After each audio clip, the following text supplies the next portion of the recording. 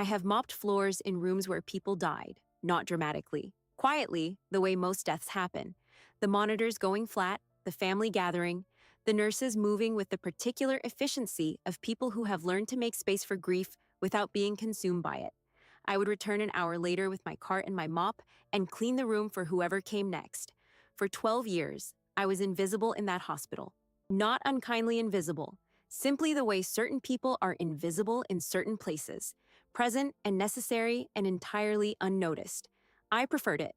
Invisibility let me do my work without accumulating the weight of what I witnessed. I had enough weight already. I had Gabriel.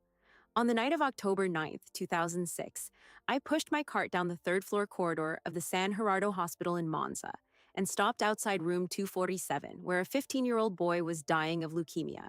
I expected him to be asleep. They were almost always asleep at 1:30 in the morning. He was not asleep.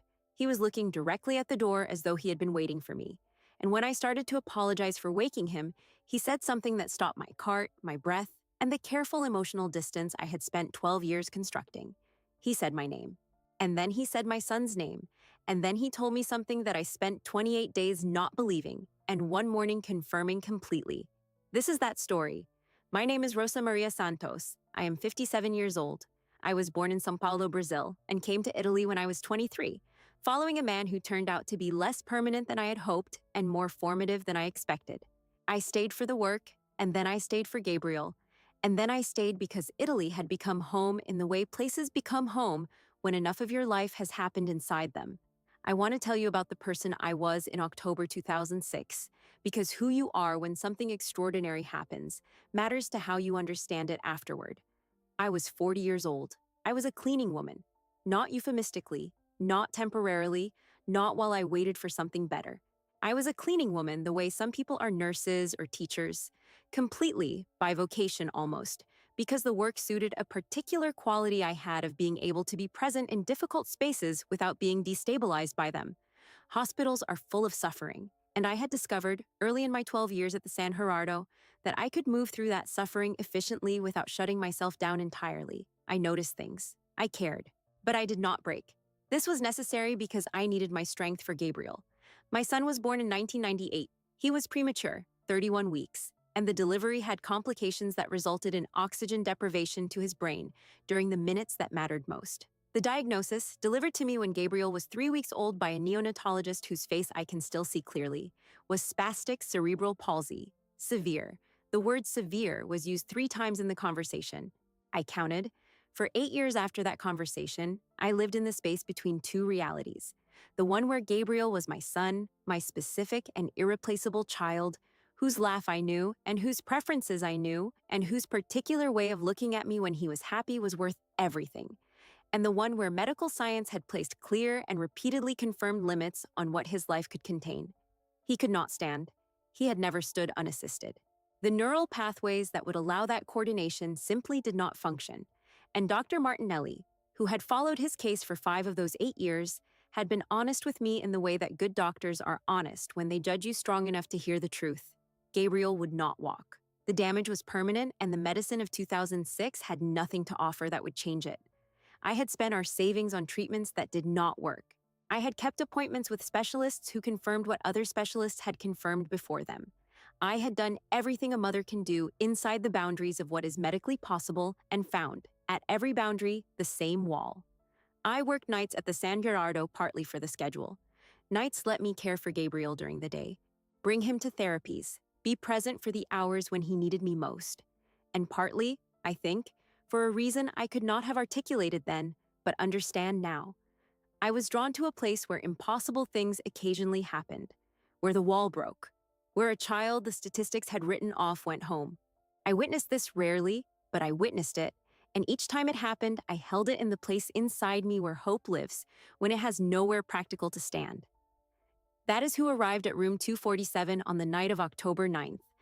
I want to tell you what 8 years of hoping against medical certainty actually feels like, because I think people who have not lived inside it sometimes imagine it as primarily painful, and it is painful. I will not diminish that, but it is more than painful. It is a specific kind of exhaustion that has no obvious solution, because the exhaustion does not come from despair. It comes from continuing to love someone completely, while accepting that love cannot fix the thing that is broken. I loved Gabriel with the specific, total love that parents of children with significant needs often describe. A love that has been refined by the particular intimacy of total care, that knows the person in every dimension because the caring requires knowledge of every dimension. I knew his sounds. I knew the difference between his discomfort cry and his frustrated cry and his happy sound. I knew how he looked when he was tired, versus when he was overstimulated, versus when he was simply watching something that interested him. I knew him the way you know someone when you have given years of close, attentive, uninterrupted presence to knowing them. What I could not give him was what I wanted most to give him. I could not give him the physical independence that would have allowed him to move through the world on his own terms. I could not give him the speech clarity that would have allowed him to tell people what he was thinking with confidence. I could not give him the body that worked the way bodies are supposed to work. By October 2006, I had arrived at a kind of peace about this that I do not want to overstate.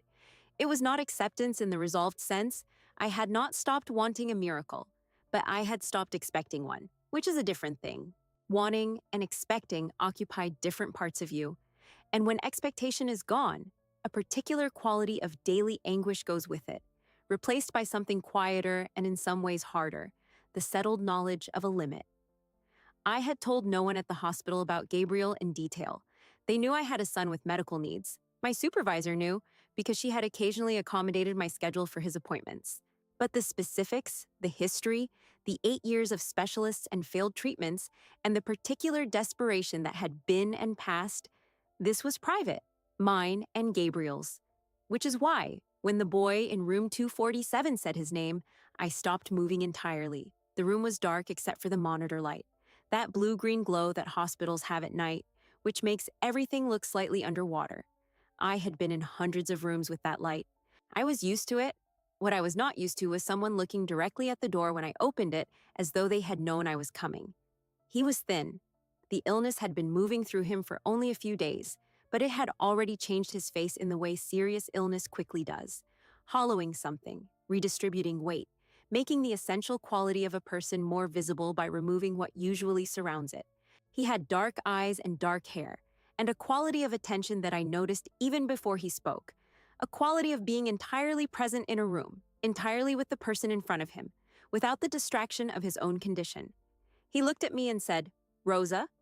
I stopped. I looked behind me, thinking he was addressing someone else. "No," he said gently. "You, Rosa Maria Santos. I've been hoping you would come tonight." I am not a person who frightens easily. 12 years of night shifts in a hospital will remove most of your available capacity for being startled.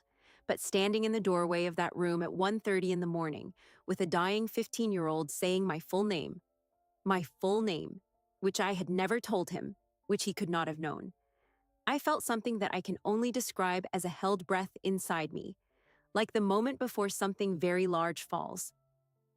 "How do you know my name?" I asked. He smiled. It was the smile of someone who is not troubled by the question. "Sit down, Rosa. I know you're working, and I won't keep you long, but I need to tell you something about Gabriel before I go." I did not sit down immediately. I stood in the doorway with my cart and looked at this boy. His face calm, his monitors steady, his eyes carrying that quality of looking at something slightly beyond what was immediately in front of him. And I made a decision that I have thought about many times since. I stepped inside. I left the cart in the corridor. I sat in the chair beside his bed. If you have ever been so tired and so worn down by hoping for something that has not come that you become, paradoxically, more open to the impossible rather than less, if you have reached the place where the wall of certainty has been so thoroughly established that anything from outside it registers not as threat but as gift, then you will understand why a cleaning woman who had been told for 8 years that her son would never walk sat down beside a dying stranger and said, "Tell me." Before I tell you what Carlos said, if something in what I've described resonates with you, the exhaustion of loving someone inside a limit you cannot change, the particular hope that lives in a person after expectation has gone, I want you to know that this story is for you specifically. Carlo knew I would not come to him. He waited for me. He had something for a woman the world had categorized as invisible, and he was not going to let her clean his room and leave without receiving it. If you feel invisible, This story is for you. And if you want to spend time with the young man who waited in room 207 to give an ordinary woman an extraordinary gift, 7 Days with Carlo is in the description below. 7 days of his practices, his prayers, his way of inhabiting each hour as if everyone in it mattered completely. I'll say more about it at the right moment. For now, what Carlo told me. He began by telling me what he knew about Gabriel, not in the way someone tells you something they learned from another source, in the way someone tells you something they have seen. The difference is in the specificity and in the quality of the telling. When someone has been told a fact, they report it. When someone has seen something, they describe it. Carlo described Gabriel. He described his chair, the specific model of wheelchair, the color of the cushion, the way Gabriel sat in it with his body inclined slightly to the left. He described Gabriel's laugh, the particular sound of it, which I had never described to anyone because it was simply a thing I knew, a part of my interior life that had no occasion to be spoken about at work.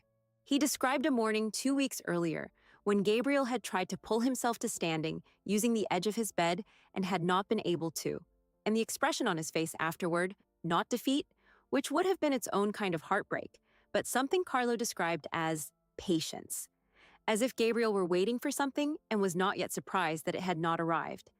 I was not crying yet, but I was close. He is a remarkable person, Carlo said. The patience he has, the quality of being entirely present in his life, despite everything that his life does not include. This is not something he learned. It is something he was given. He is, in his way, already a kind of saint. He is my son, I said. My voice did not quite work correctly. Yes, Carlo said, and Our Lady knows it. She has been watching both of you for 8 years. She has seen every appointment, every treatment, every night you came home and sat beside him before leaving for your shift. She has seen you. I was silent.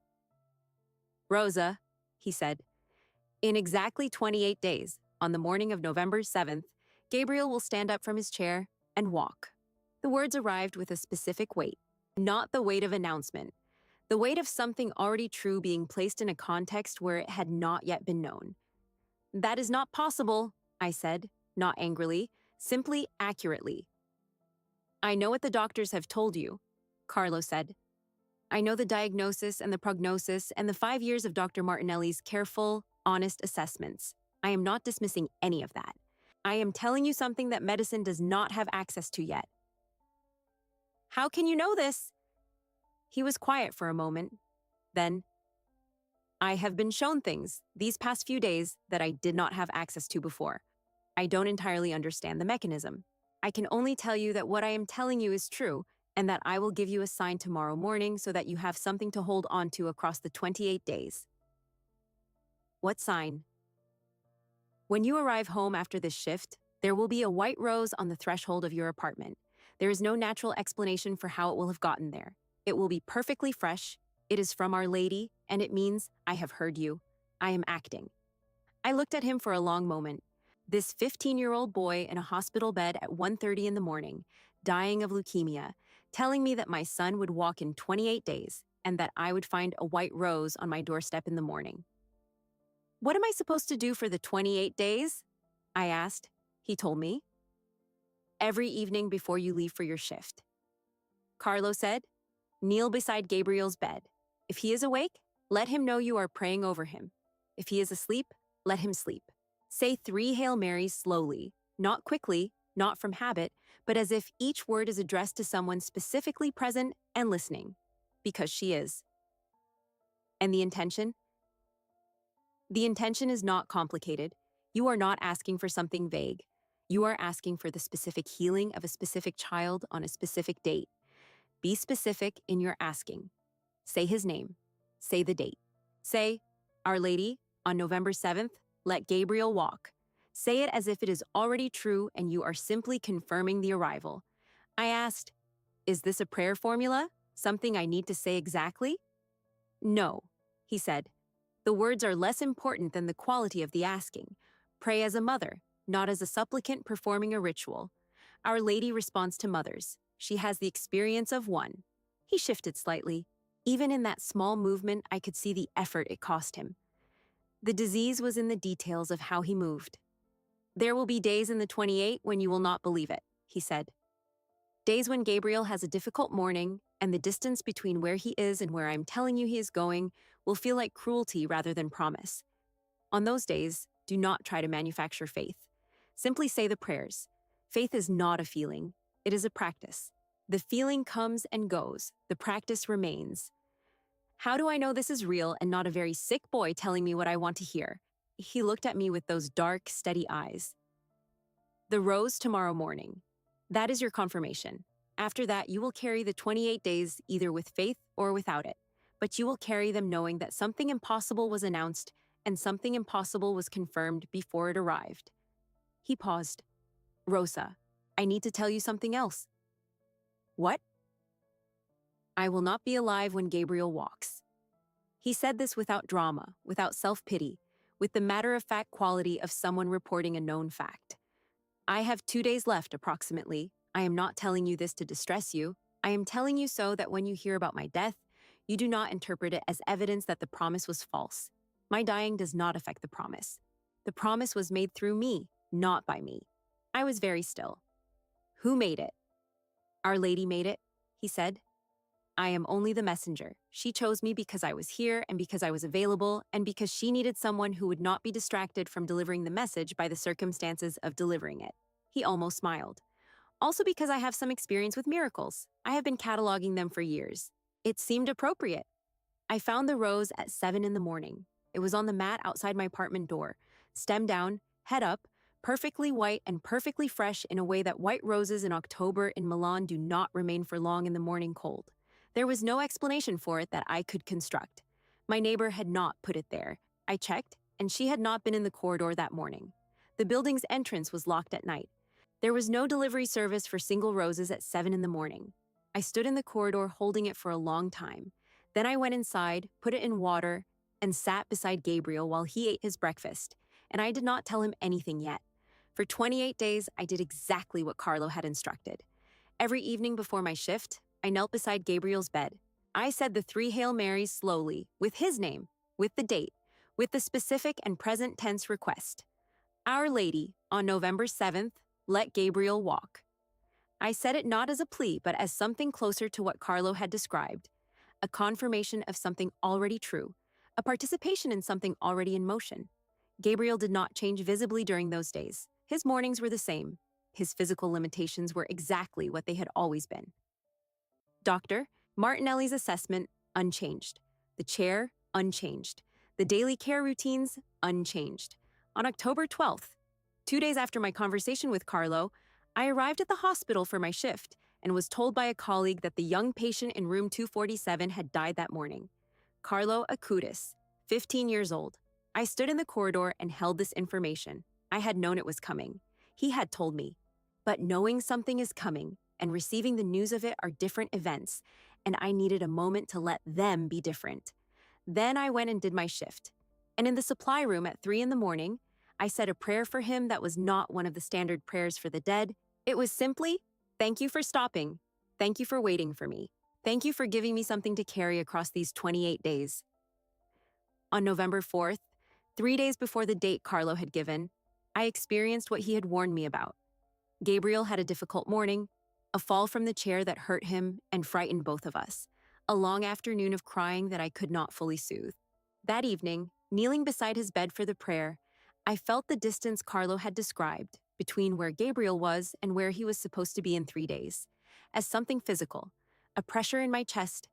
I said the prayers anyway, without the feeling, with only the practice. Our Lady, on November 7th, let Gabriel walk. I said it and didn't feel it and went to work. 3 days later, my son stood up. He woke at 6:30. I was in the kitchen making his breakfast, and I heard him before I saw him. A sound I had not heard before, the specific sound of effort in his voice without distress attached to it, the sound of someone trying something rather than being limited by something. I came to the doorway of his room. Gabriel was sitting on the edge of his bed. Not the chair, the bed. He had moved himself from the sleeping position to the sitting position with a coordination that was simply not part of his available movement. I stood in the doorway and did not breathe. He looked at me, those eyes, my eyes in his face, the thing I saw of myself most clearly in him, were bright with something I can only describe as the specific brightness of someone who has been waiting and has arrived. "Maman," he said, his voice clearer than I had heard it. "I want to stand up." I came to him. I stood in front of him and put out my hands, and he took them.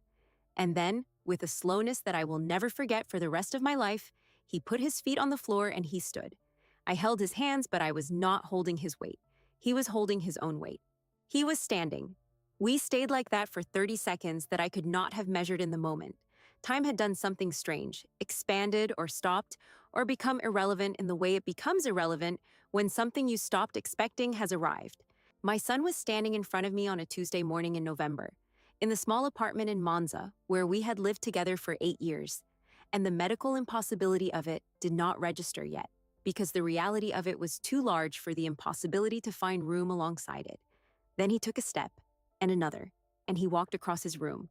6 steps, 7 steps, 8, and turned around and walked back. And when he reached me, he put his arms around me with the coordination of someone for whom this gesture had always been difficult, and was now simply a thing he could do, and he held on.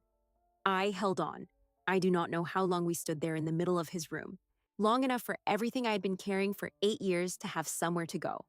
I want to pause here and speak to you directly, because if you are carrying what I was carrying, the hope that has outlasted its expectation, the love for someone whose limitation you cannot fix, I need you to know that what happened in that room was not a reward for my faith. I had very little faith across those 28 days.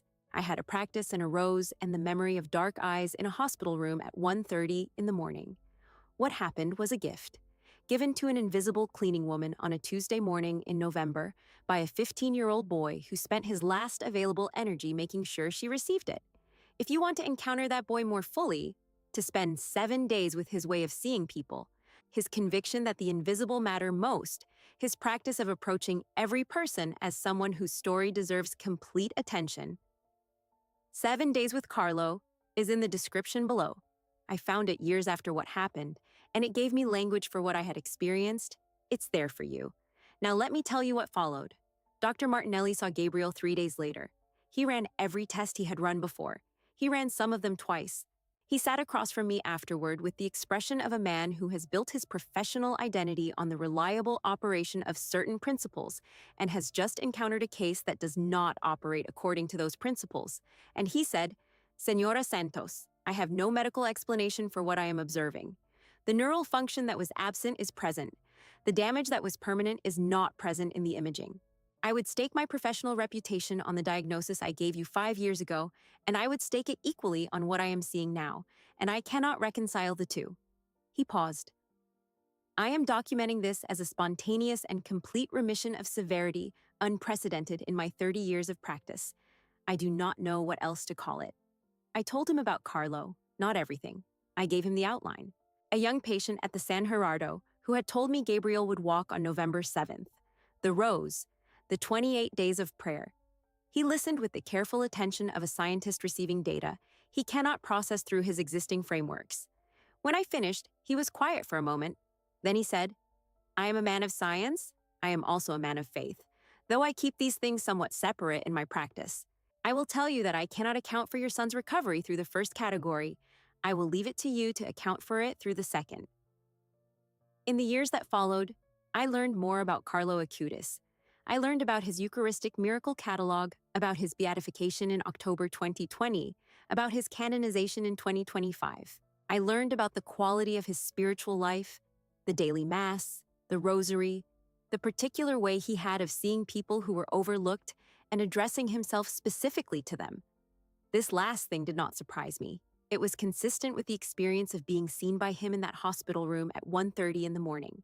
He had a gift for the invisible, not as a performance of charity, but as a genuine orientation of attention. He looked where others did not look and spoke to whom others did not speak, and gave what he had to give to the people who needed it most urgently, even when those people were cleaning women who would have left his room without knowing they had been in the presence of someone extraordinary. Gabriel is 26 years old today. He walks without assistance. He speaks clearly. He works. He has friends. He lives with the ordinary full complexity of a young person making his way in the world. He knows the story of Carlo and his birth. He knows the name of the boy who told his mother he would walk before dying in the same hospital where his mother mopped floors. He has a small photograph of Carlo on the wall of his apartment. He put it there himself. I have told the story many times over 18 years. And every time I tell it, someone afterward comes to find me and tells me something they have been carrying that they have not been able to tell anyone else. A mother with a child who has a prognosis that contains the word permanent. A father who stopped expecting the impossible and feels guilty for having stopped. A person who has been sitting beside someone they love inside a medical limit, doing the daily work of that proximity with the specific exhaustion it requires. To all of you, I want to say the thing Carlo said to me in the way he said it, not gently, not softly, but with the direct, specific authority of someone reporting what they have seen.